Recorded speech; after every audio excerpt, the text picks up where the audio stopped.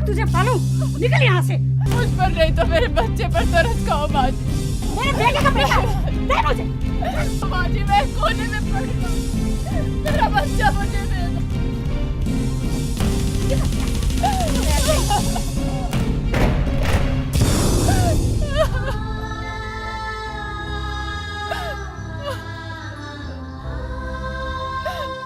बोल के लब आज़ाद है तेरे, बोल जुबां अब भी जिंदा है।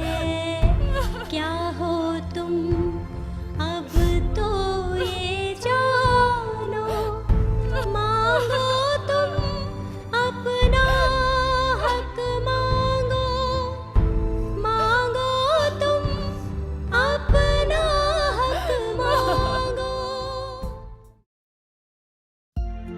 भारतीय समाज एक पुरुष प्रधान समाज है। समाज के सारे व्यवहार एवं सोच में हमें इसी पुरुष प्रधानता की झलक दिखाई देती है। किसी भी महिला के सामाजिकरण की शुरुआत उसके परिवार में, अपने माँ बाप, भाई बहनों और रिश्तेदारों के साथ होती है।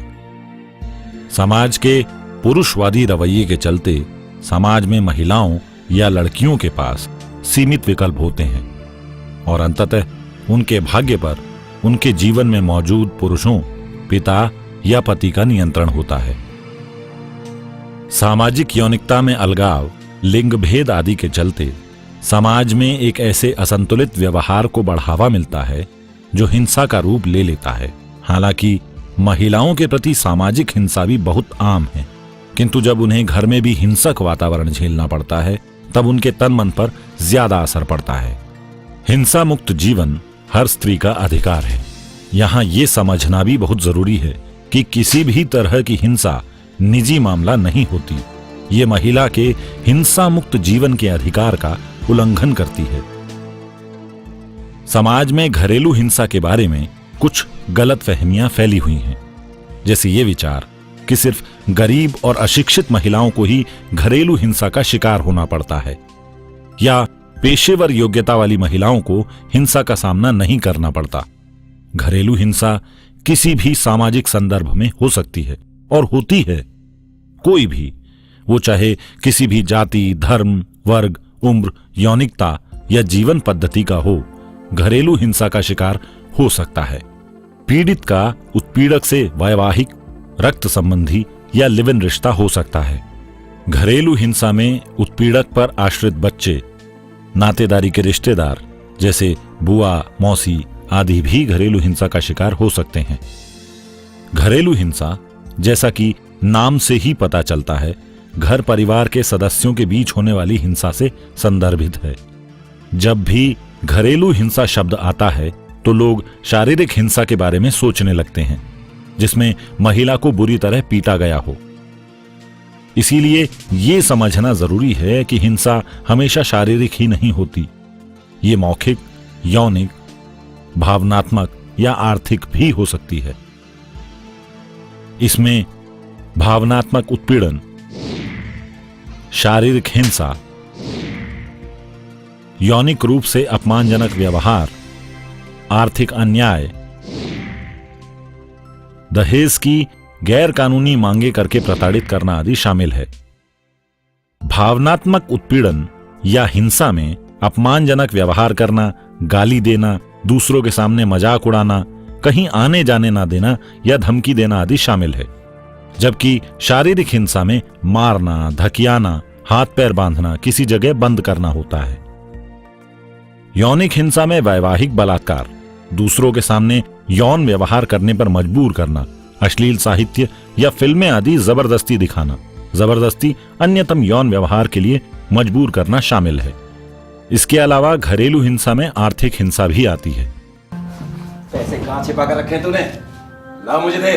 जिसमें पैसे छीन लेना, जरूरत के लिए पैसे ना देना, कोई अन्य कीमती चीज छीन लेना, तनख्वाह या कमाई छीन लेना या बार बार पैसे की मांग करना आदि शामिल होता है।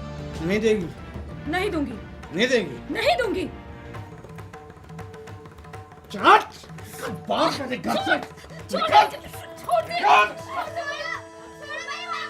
आमतौर पर यह देखा जाता है कि इसमें से कोई एक हिंसा अकेले नहीं होती और किसी एक हिंसा के होने पर अन्य तरह की हिंसा भी साथ में होती है। लेकिन यहां हमें यह जान लेना चाहिए कि किसी भी प्रकार की हिंसा अस्वीकार्य है, क्योंकि ये किसी महिला के हिंसा और प्रताड़ना मुक्त जीवन के अधिकार का उल्लंघन करती है।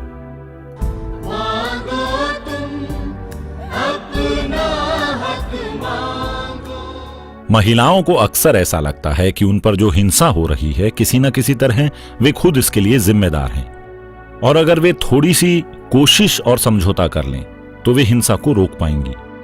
लेकिन ये साफ किया जाना जरूरी है कि हिंसा किसी भी रूप में जायज नहीं हो सकती, और आमतौर पर उत्पीड़क अपने ऐसे व्यवहार को जायज ठहराने के लिए खुद महिला पर ही उसका दोष आरोपित करते हैं।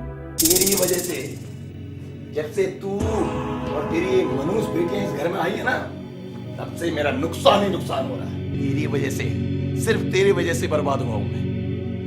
महिलाओं को यह समझना चाहिए कि हिंसा किसी भी हाल में उनकी गलती नहीं है, और उत्पीड़क के हिंसक व्यवहार के लिए उनके ऊपर दोषारोपण नहीं किया जा सकता। घरेलू हिंसा के लिए उत्पीड़क जिम्मेदार होता है और इसके लिए कोई सार्थक कारण नहीं दिया जा सकता।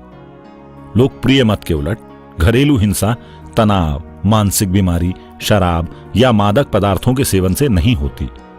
घरेलू हिंसा का असली कारण उत्पीड़क का हिंसक बर्ताव को विकल्प के तौर पर चुनना होता है। घरेलू हिंसा या उत्पीड़न का असर लंबे समय तक रह सकता है। जो लोग अपने पति या करीबी साथी के उत्पीड़न का शिकार हुए हैं, उन्हें अक्सर लंबे समय तक रहने वाली शिकायतें होती हैं, जैसे उदासी, गुस्सा या चिंता, आत्मविश्वास में कमी, अन्य लोगों में विश्वास का अभाव और कमजोर रिश्ते, खुद को छोड़ा हुआ समझना, गंभीर स्वास्थ्य समस्याएं, मादक द्रव्यों का सेवन, नींद न आना, काम करने की अक्षमता और शारीरिक हिंसा से गंभीर चोट या मौत भी हो सकती है। साल 2005 में भारत सरकार ने घरेलू हिंसा पर एक नया कानून पास किया, जिसे घरेलू हिंसा से महिलाओं का संरक्षण अधिनियम 2005 यानी PWDV एक्ट कहा जाता है। ये एक दीवानी कानून है जो कई लाख महिलाओं को, जिनमें पत्नियां, माएं, बेटियां, बहनें, लिव इन साथी और नाबालिग आश्रित बच्चे शामिल हैं और अपने घरों में हिंसा से प्रभावित हैं, उन्हें राहत प्रदान करता है। घरेलू हिंसा के खिलाफ ये कानून अधिकारों के लिए अपने संघर्ष में महिलाओं के लिए एक महत्वपूर्ण साधन है। ये कानून अपनी तरह का पहला कानून है जो घरेलू हिंसा की एक व्यापक परिभाषा देता है, और साथ ही घरेलू हिंसा के मामलों में आश्रय गृह यानी शेल्टर होम, कानूनी सहायता, प्रशिक्षित एवं संवेदनशील प्रोटेक्शन ऑफिसर, पुलिस और न्यायपालिका सुनिश्चित करने के लिए एक व्यापक कानूनी तंत्र प्रदान करता है। इस कानून के तहत महिलाओं को हिंसा मुक्त जीवन के अपने अधिकार के लिए सभी तरह के साधनों का प्रावधान किया गया है। इस कानून में मुफ्त कानूनी मदद व त्वरित न्याय, मामले के दौरान आवास, भरण पोषण व अन्य सुविधाओं की व्यवस्था, परामर्श व अन्य मेडिकल मदद, सीधा न्यायिक अधिकारी यानी मजिस्ट्रेट से मदद लेने की सुविधा आदि से महिलाओं को पूरी तरह सक्षम बनाने का प्रयास किया गया है। इस कानून के तहत एक DIR यानी घरेलू घटना रिपोर्ट दर्ज करवाई जाती है। आगे की कार्यवाही इस DIR के आधार पर होती है। यदि आपके साथ घरेलू हिंसा की कोई घटना हुई हो या हो रही हो तो आप DIR दर्ज करवा सकती हैं। पीड़ित या उसकी तरफ से कोई भी ये DIR दर्ज करवा सकता है। यदि आपका पहले से ही पुलिस में कोई FIR दर्ज है या न्यायालय में मामला लंबित है तो भी आप इस मामले की जानकारी देते हुए DIR दर्ज करवा सकती हैं। घरेलू हिंसा का सामना करने के लिए स्वयं को तैयार करना सबसे ज्यादा जरूरी है। पहले तो खुद में यह विश्वास जुटाइए कि इस परिस्थिति में आपको किसी न किसी मदद की जरूरत है। इसके लिए किसी से मदद मांगिए। आपको अकेले इस स्थिति का सामना करने की जरूरत नहीं है। अपने रिश्तेदारों, दोस्तों आदि को अपनी स्थिति के बारे में बताइए ताकि वे हालात में हस्तक्षेप कर सकें। अपने लिए कुछ पैसा जमा करने की कोशिश कीजिए। हो सके तो अपना खुद का बैंक अकाउंट खोलने की कोशिश कीजिए। अपने बच्चों से इस बारे में बात कीजिए और उन्हें इस बात की जानकारी दीजिए कि वे ऐसे हालात में क्या करें। इस मामले में कानूनी कार्यवाही करने के बारे में विचार कीजिए। पुलिस को बुलाइए खुद को और अपने बच्चों को सुरक्षित करने के लिए कानूनी सहायता और काउंसलिंग लीजिए। महिला या उसकी तरफ से कोई भी यानी रिश्तेदार, दोस्त, पड़ोसी, कोई भी इन लोगों के पास घरेलू घटना रिपोर्ट यानी DIR दर्ज करवा सकता है। सरकार द्वारा नियुक्त संरक्षण अधिकारी PO या प्रोटेक्शन ऑफिसर PO DIR दर्ज करता है, उसे न्यायिक अधिकारी यानी मजिस्ट्रेट के सामने पेश करता है और यह सुनिश्चित करता है कि न्यायिक अधिकारी यानी मजिस्ट्रेट द्वारा दिए गए आदेशों का पालन हो।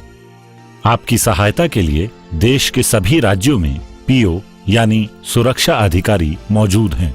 सेवा प्रदाता वो स्वयंसेवी संस्था या NGO होती है जो सरकार द्वारा इस कानून के अनुसार पंजीकृत होती है।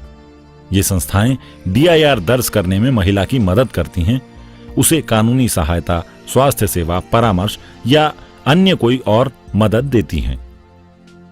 पुलिस आवश्यकता होने पर आपात स्थिति में DIR दर्ज करती है और उसे न्यायिक अधिकारी यानी मजिस्ट्रेट के सामने पेश करती है। अस्पताल में कार्यरत डॉक्टर भी DIR दर्ज करवा सकते हैं। DIR भरना बहुत आसान है। इस फॉर्म में सबसे पहले अपना नाम, पता आदि लिखिए। साथ ही साफ शब्दों में यह लिखिए कि आपके साथ किस तरह की घरेलू हिंसा हुई है और यह हिंसा किसने की है। फॉर्म में दर्ज हिंसा के प्रकारों को गौर से पढ़िए, जानिए और इसके बाद स्पष्ट रूप से इस पर निशान लगाइए। अगर आपके पास कोई दस्तावेज हो जैसे मेडिको लीगल प्रमाण पत्र, स्त्री धन की लिस्ट, पहले दर्ज हुई FIR की कॉपी आदि, तो इन दस्तावेजों को भी DIR के साथ लगा दीजिए। DIR में साफ कीजिए कि आपको किस तरह का आदेश चाहिए, यानी आपको सुरक्षा, आवास, रखरखाव या मुआवजा जैसा कौन सा आदेश चाहिए। और इसके अलावा यह भी साफ कीजिए कि फौरन आपको किस तरह की मदद की जरूरत है, जिनमें कानूनी सहायता, मेडिकल सहायता, परामर्श, आश्रय गृह, शेल्टर होम या पुलिस की सहायता जैसी किस सहायता की जरूरत है। घरेलू हिंसा के खिलाफ इस कानून के अंतर्गत शिकायतकर्ता को 60 दिन के भीतर न्याय मिलने पर जोर दिया जाता है। इसमें महिला को हिंसा मुक्त जीवन का अधिकार देने की कोशिश की जाती है, जिसमें शामिल हैं सुरक्षा। न्यायिक अधिकारी यानी मजिस्ट्रेट उत्पीड़क को ये करने से रोकने का आदेश दे सकते हैं।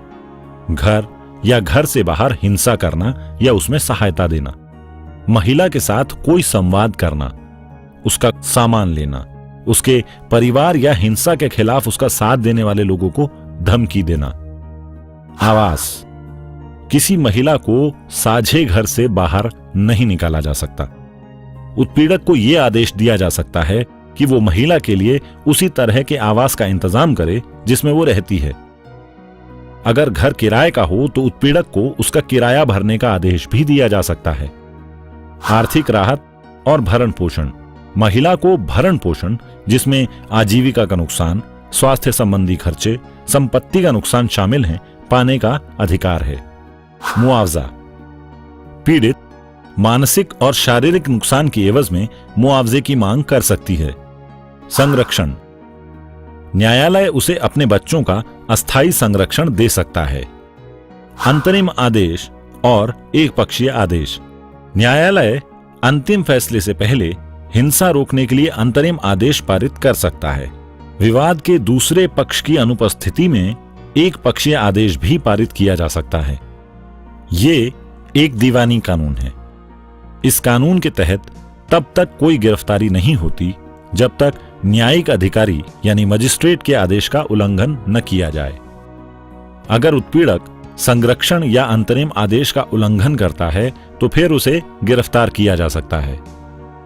कानूनी सेवा, महिला और बच्चों को कानूनी सेवा प्राधिकरण कानून 1987 के तहत मुफ्त कानूनी सेवा प्राप्त करने का अधिकार है। घरेलू हिंसा कोई अकेला मुद्दा नहीं है और इसे उन सांस्कृतिक मानदंडों के व्यापक दायरे में समझा जाना चाहिए जो महिलाओं और लड़कियों को मूलभूत मानवीयता तक देने से इनकार करते हैं।